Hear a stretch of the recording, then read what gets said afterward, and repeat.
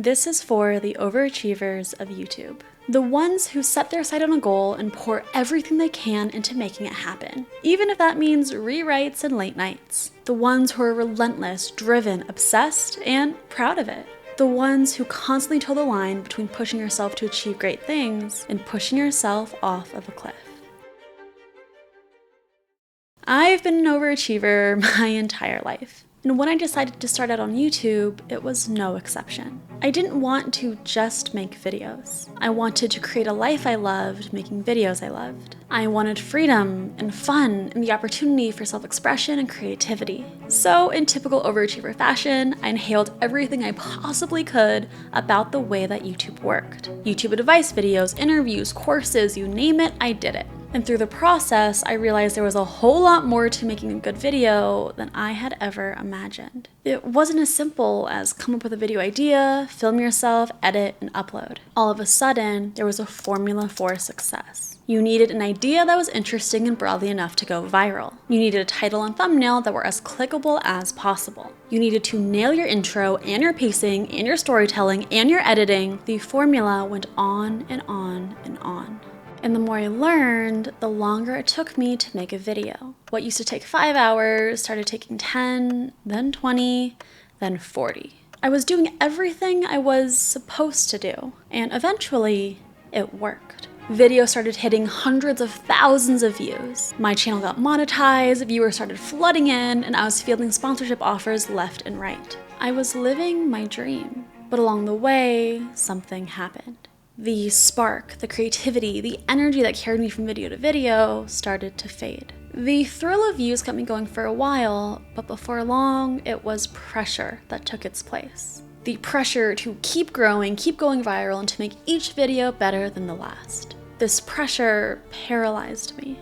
I couldn't release a video unless it checked all the boxes, unless it was perfect. I didn't trust myself to venture outside the scope of the formula. I wasn't making videos for myself anymore. I was making videos for performance. And as the pressure rose, the excitement, the magic, the spark of YouTube creation dwindled away. It wasn't long before I realized that something I had worked so hard to build, something that I was supposed to love, had instead turned into a job I dreaded. And the thing is, I wasn't alone in feeling this way. The single biggest reason why people give up on YouTube is the loss of excitement. Which is not great news for the overachievers who often work ourselves to the bone. So what's the secret? In a world with a prescribed formula for success, where everyone copies everyone, how do you keep the spark alive? How do you balance the desire to grow and achieve and the desire to keep YouTube fun? How do you avoid accidentally turning something you're supposed to love into a job you dread? This is my second YouTube channel. I've been through this journey twice, and even still, I have to fight these demons. But each time I've gone through it, I've gotten a little bit better at it. So here's what I've learned. Growing on YouTube takes a lot. A lot of time, a lot of effort, and a lot of learning. In many ways, the YouTube gurus are correct. There really is a formula for success. There really is a series of frameworks that, when applied properly, can dramatically improve your chances of going viral. But there's also more to the story than that. And this is when the common YouTube advice starts to break down. Because when you apply these frameworks to every video you make, every time, you risk losing the very thing that makes YouTube special. The individuality, the freedom, the creativity, the fun. You risk losing your spark. They say that constraints breed creativity, and I've found that to be true, but only up to a certain point. Much like fire needs oxygen to burn, creativity needs space to thrive. And the more rules we impose on ourselves, the more rigid we get, the harder it is to even get going in the first place. I spent 3 months working on my last video because it needed to be perfect. And while I don't necessarily regret spending that time, because I really am so proud of that video, I won't do it again. I've been down that road before, and I can't let myself fall back into that pattern of thinking.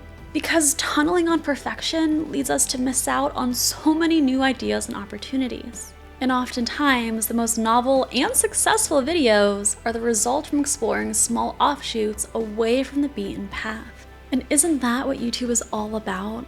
Isn't that the whole point of why we're here?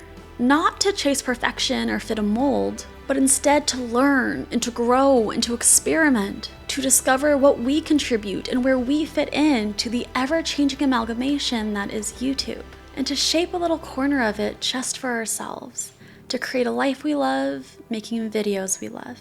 I won't pretend to have it all figured out. This video is just as much for me as it is for all of you. But moving forward, I'm doing things a little differently. I'm still going to make what I consider banger videos. The videos that take a lot of work and follow a lot of the rules because I truly do enjoy making them.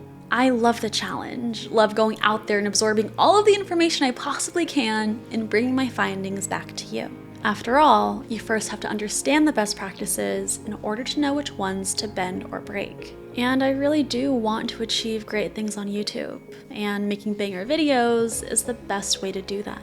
But I'm also balancing these banger videos with other types of videos. Videos like these, which I'm calling connection videos, that are meant for showing up in a more personal way and connecting with you guys on a deeper level. And what I'm calling soul videos, that are meant purely to keep my creative spark alive, to recharge my battery, and to lean into what I love. Regardless of video type, I'm always going to try to make good videos. But what I've realized over my time here on YouTube is that there are different kinds of good. There's the good that gets you views, but there's also the good that forms a deeper relationship with your viewers. And then there's the good that fills your soul. I've been an overachiever my entire life. I don't think that's ever going to change, but I think my goalpost is shifting now. Instead of constantly striving for perfection and views, maybe I can start striving for impact and connection. So in your own journey to achieve great things, yes, learn the fundamentals, and yes, learn the frameworks because they're important and that's how you grow. And make sure you're taking care of yourself and you're feeding your soul as you do it.